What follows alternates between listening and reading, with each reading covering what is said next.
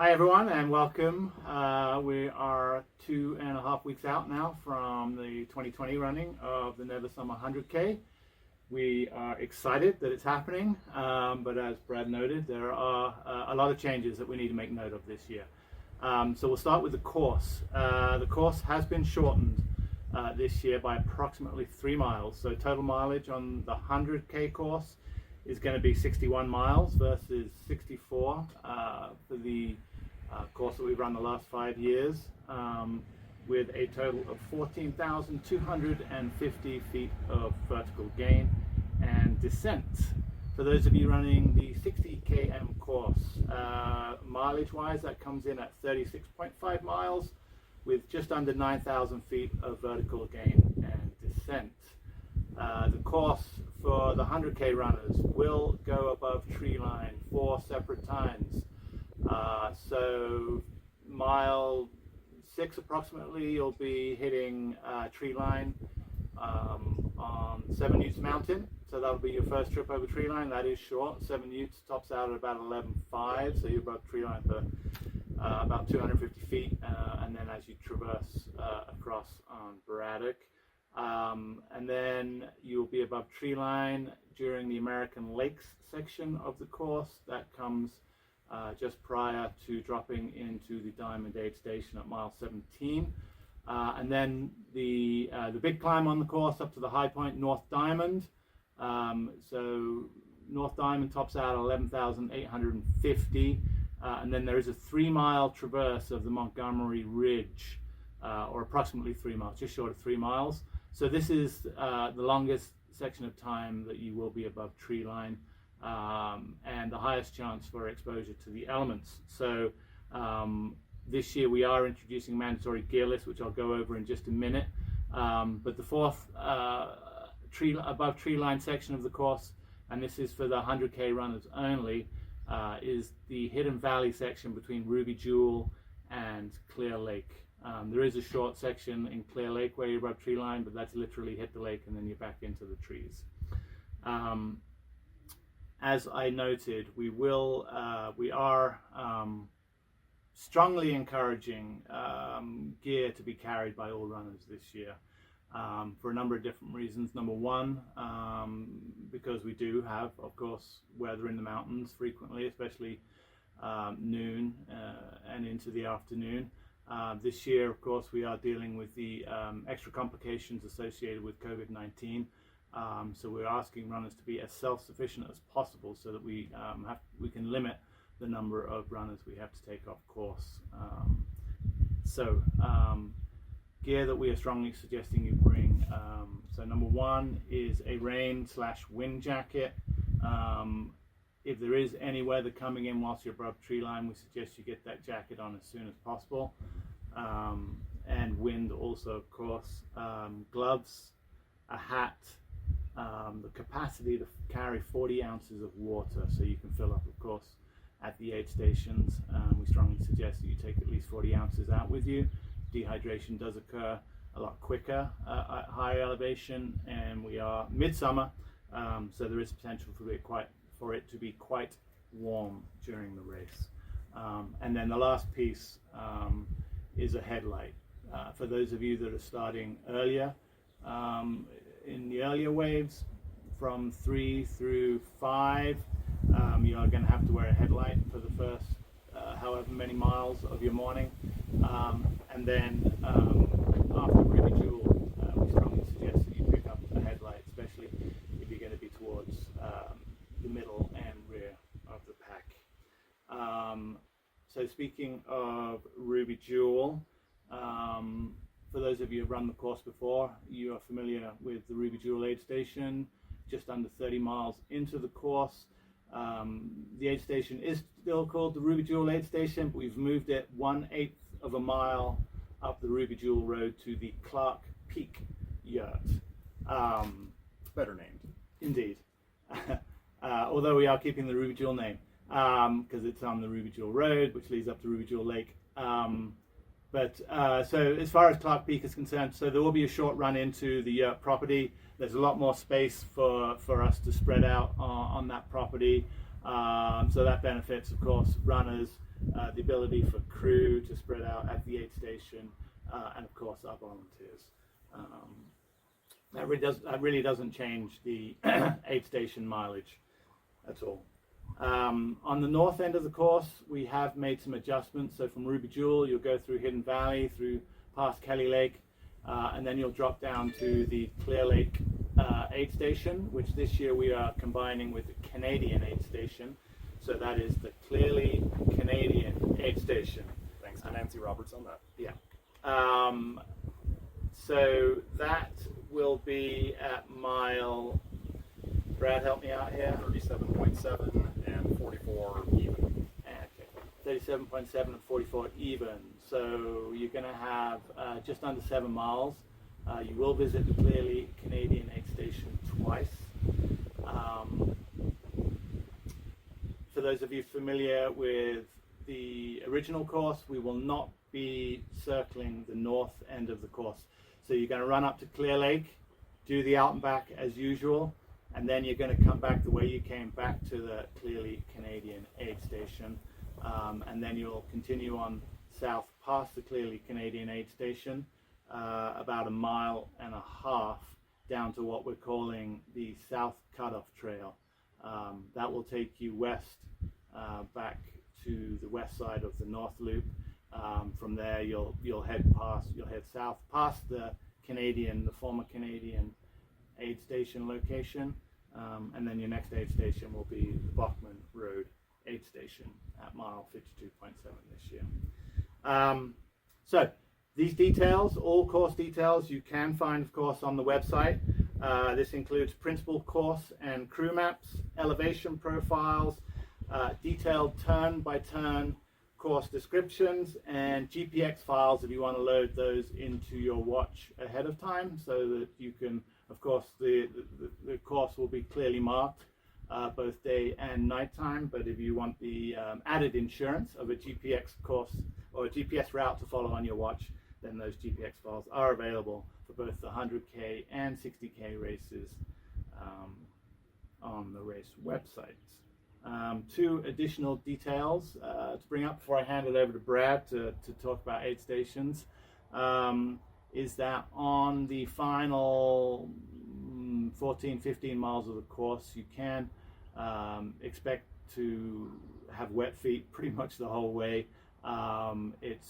Although this year we are a little drier, there are a lot of boggy sections to go through, so just come prepared, both runners, and if you have pacers, come prepared for wet feet through those sections. The rest of the course is pretty dry. There will be some sections up in the American Lakes where you're likely to get wet feet, but those should dry quickly, assuming good weather, of course.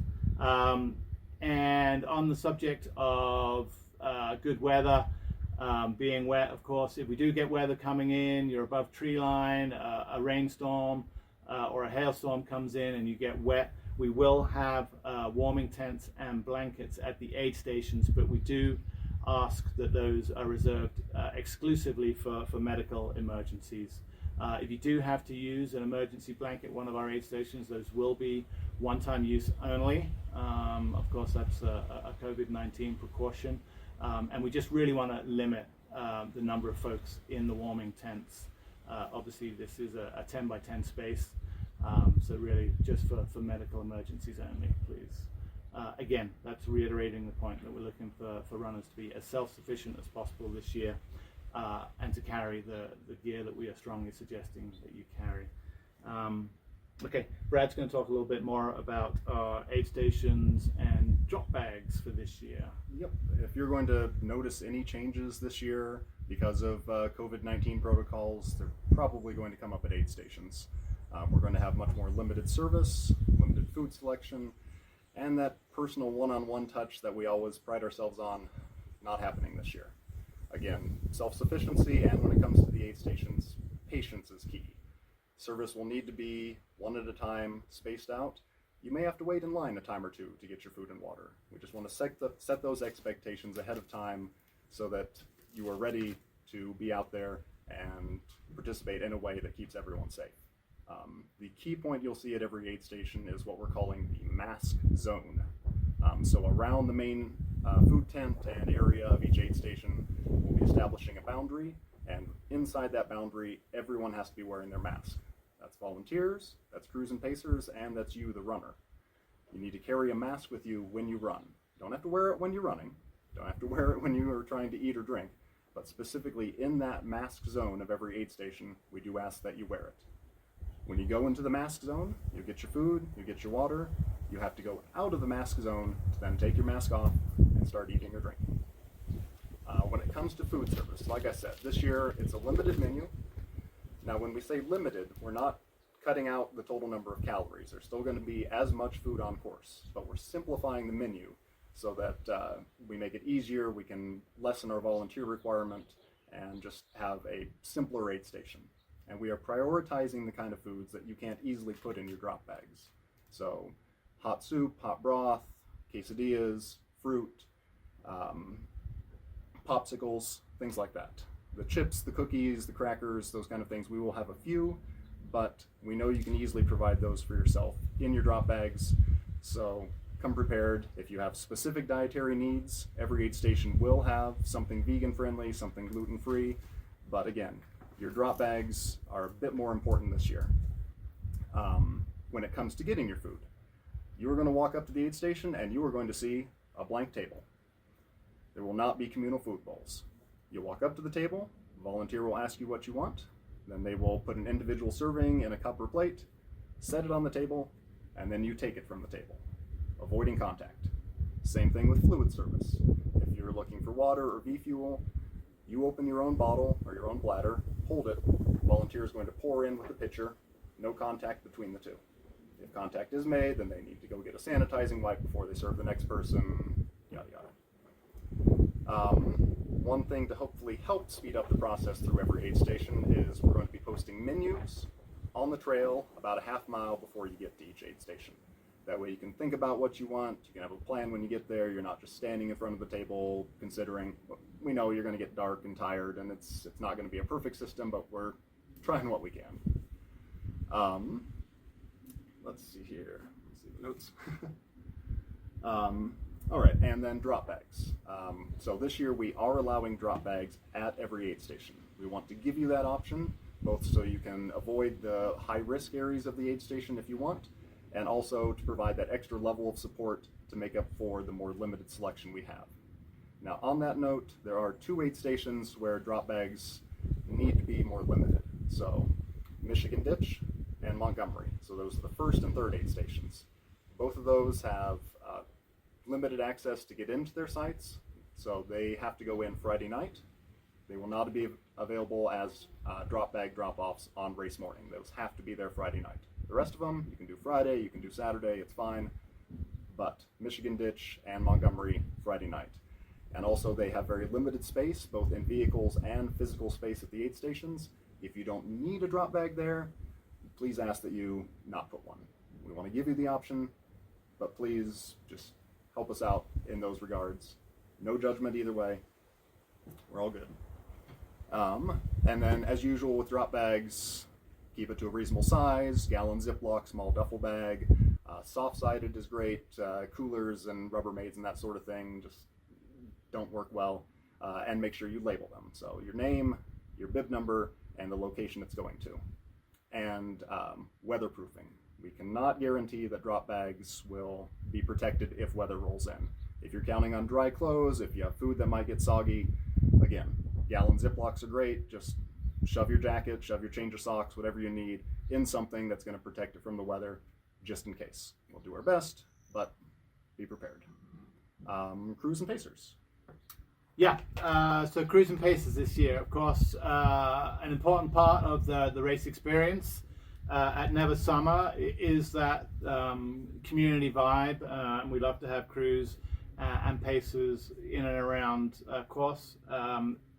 This was a tough one for us. We went back and forth on this, whether we were going to allow crews and pacers at all. We decided that yes, we did want to offer that option, but we are asking, in fact mandating, that you limit the number of crew you have to 2 individuals.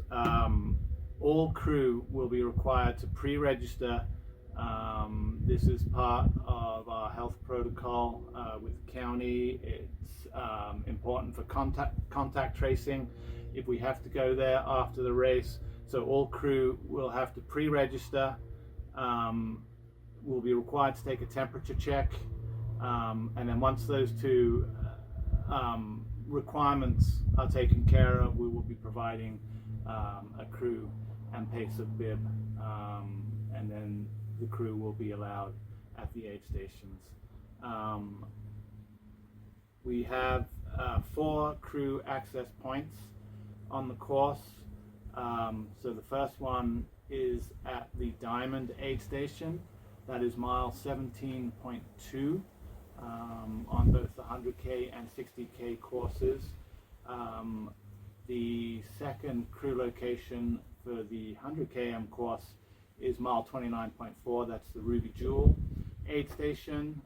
This year again will be taking place at Clark Peak Yurt, and we think we'll be keeping that for years to come.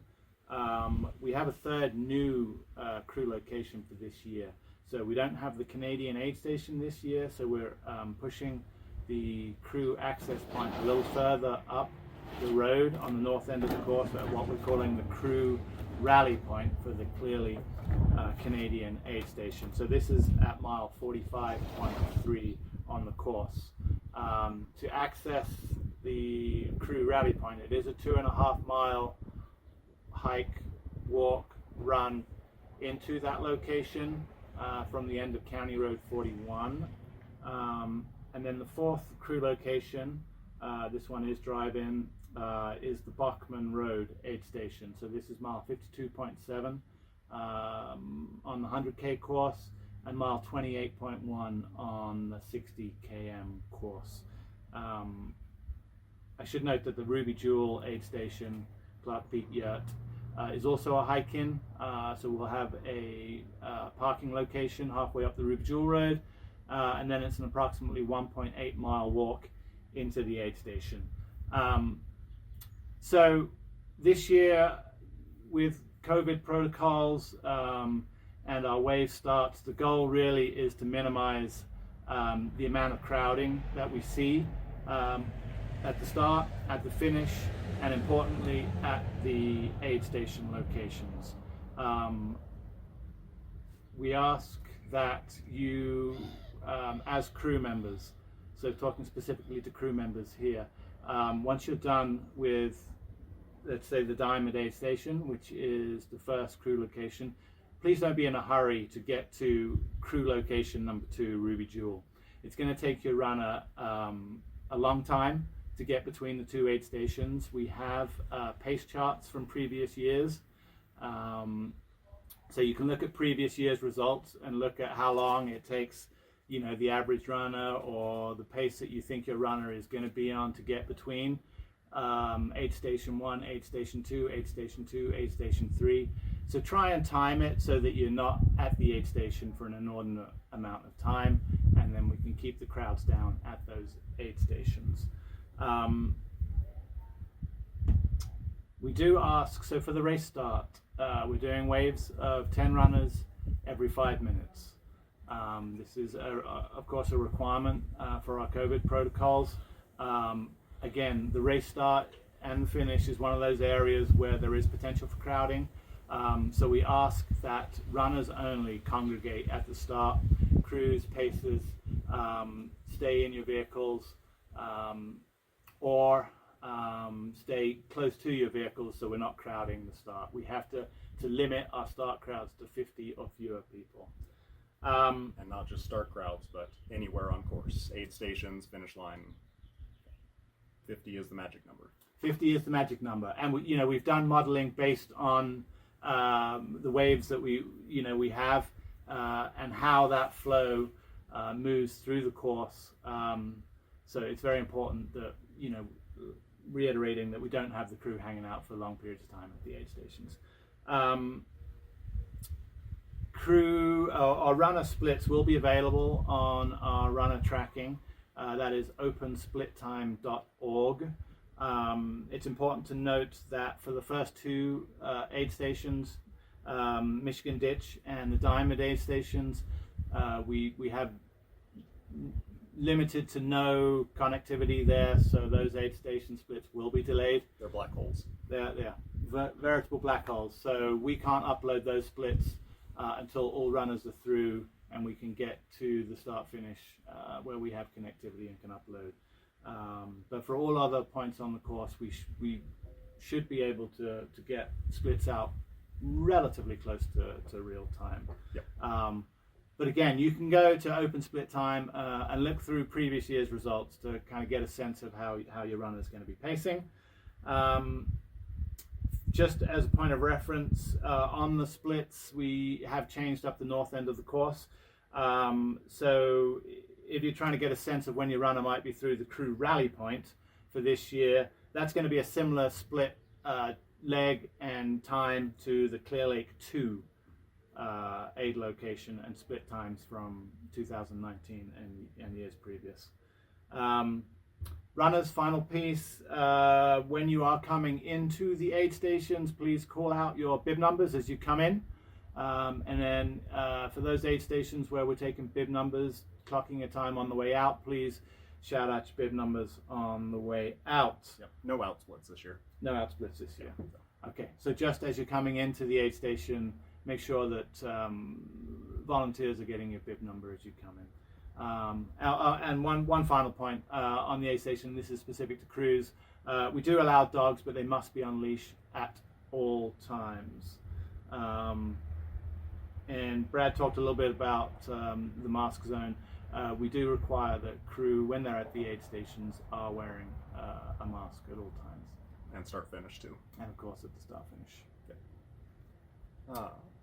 So start finish, Brad. Why don't you talk a little bit more about that, camping cutoffs, Yep. etc. Race headquarters. Yeah. So most people's race experience is going to start off with packet pickup. We are adding local packet pickup this year for folks who live in the Fort Collins area where we're based. You can see in the background now. Our sponsor, Altitude Running, will have packets available Tuesday and Wednesday of race week. I believe that's the 21st and 22nd. So if you sign the waiver, your packet will be there. You can stop by and pick it up. Help us lessen the crowds at packet pickup at the race. Otherwise, we'll have packet pickup as normal, Friday afternoon, Saturday morning at the race. It's going to be more limited service there again. Packets are going to be pre-packed. We'll have a booth for shirt size changes. And then, of course, for temperature checks. Everyone, when they get there, does need their temperature checked, and we'll have an express lane if you picked up your packet in advance. So, like Nick mentioned, wave starts this year, and this was the central point from the park when they issued us the permit, that they needed to be groups of 10 runners every 5 minutes. And because of that, and more than that, that they need the field to spread out as the race goes on. So the order of start is going to be from those who are predicted to be among the first finishers to those who are predicted to be more along riding the cutoffs. And that way, fastest to slowest, more or less, spreads people out as the race goes along. The key point of our race, safety-wise, is that Montgomery Ridge that Nick mentioned, 3 miles above tree line. We want to get everyone off of it before afternoon thunderstorms come in. In order to do that, the first wave is starting at 2:55 a.m. this year. That allows us to get the last wave started in time that we can be reasonably certain everyone will be off that ridge line before the highest potential for storms. You may be wondering how that affects cutoffs, and that was quite a discussion. If we put a cutoff with every single wave, that would just be ridiculous. It'd be 30 cutoffs for every aid station. In the same way, putting one single cutoff for everyone wouldn't be fair. The folks who start first would get almost a 3-hour advantage. So the best compromise we could come up with is that every half-hour grouping of waves has its own cutoff. We're calling it wave groups. So from 3 to 3:25, from 3:30 to 3:55. Each of those is going to have its own cutoff. And yes, within those groups, some folks are going to have a slight advantage in time, but the main point is that even the folks in those groups in the last wave to start will still have the same amount of time ahead of the cutoffs as every runner gets in a normal mass start year. It's not perfect, but it's the best and fairest compromise we can come up with. And when you finish, and you are going to finish, know that things are going to be different there. We only have one building on campus, and it is small, and it's not going to be heated. When you finish, you need to make some recovery plans of your own. The usual style of sitting inside that building, packing people in, eating inside, warming up by the fire is not going to be available. We will have some facilities, but we're asking people to make plans to recover elsewhere, whether that's your car, your tent, your crew takes you to lodging elsewhere. Don't plan to hang out at the finish for an extended period of time once you're done. The good news is we will have the barbecue going at full strength. So if you're looking for your burger, your veggie burger, your hot soup, your accoutrement, your beer, your fizzy water, all that is going to be full service, served in to-go boxes. Also, when you cross the finish line, anyone ever been to a Which sandwich shop? They give you a order form when you walk in, you fill it out, you hand it to the clerk, and they make your sandwich to order. Same thing at ours. We're not going to have a ketchup bottle that 300 sets of hands touch. You get an order form, you fill out how you want your burger made, give it to the barbecue, they'll make it for you just the way you want it. My wife is heading up the barbecue, she can get it done. Also, when you cross the finish line, you'll get your finisher award. We don't have an award ceremony this year. We don't have a breakfast Sunday morning this year. Again, once you're done, we're hoping that you head out. We know some folks will be camping, so that simply means get to your campsite as opposed to hanging out at the finish line. Those of us who are there doing timing and such will make just as much noise as usual. You will have that rush when you finish, but we can't have crowds there. Overall awards are going to be done differently this year. With the wave starts, awards are going to be by net time on course. So what that means is, let's say someone starts in the 3 a.m. wave. They finish at 3 p.m. The time it took them to complete the course was 12 hours. Well, someone starts a half hour after them at 3:30, and they get done at 3:15 in the afternoon. Well, that took them 11 hours and 45 minutes of time on course. Even though they finished after the other person, their net time was lower, and they would finish in front. Because of that, we probably won't actually know who all the winners are overall in awards until nearly everyone has crossed the line. There's no award ceremony. Awards will be announced after the race. We'll be mailing out the overall and age group awards. We know a lot of you have gotten into the race pretty last minute. We had to freeze the wait list because of the uncertainty with COVID. Probably some of you are finding that everything is booked up in the area. Campsites, what cabins and hotels there are around, and we are also at capacity for camping at race headquarters. The best thing we can recommend to you is 3 miles north of race headquarters is County Road 21 and its offshoots. You go a mile off of the highway, and that is National Forest land. It allows open dispersed camping. If you're still looking for a place to spend the night, anywhere along that road, there's not designated sites. You just find the place that looks good to you, pull up on the shoulder, sleep in your vehicle, set up a tent. It's all open, it's free, there's maps and such on our website. Hopefully you can find what you need. Just to clarify on that, that's 3 miles west and then south from Gould. Yes. Northwest. Yeah. 60K. So one thing we added this year was a 60K option, and that was specifically put in place for runners who have had their training affected either by COVID or by quarantine. Again, we are looking to limit the number of runners who drop on course this year. Evacuations are going to be hard, and we want everyone, of course, to be able to see the finish line. So the 60K and 100K courses are the same through the Montgomery aid station, mile 23. If you want to do the 60K, you can let us know ahead of race day and put you in a 60K specific wave. Or if you're a 100K runner and you get to Montgomery aid and you think, oh my gosh, I do not have 40 more miles in my legs today, but I still want to finish. Great.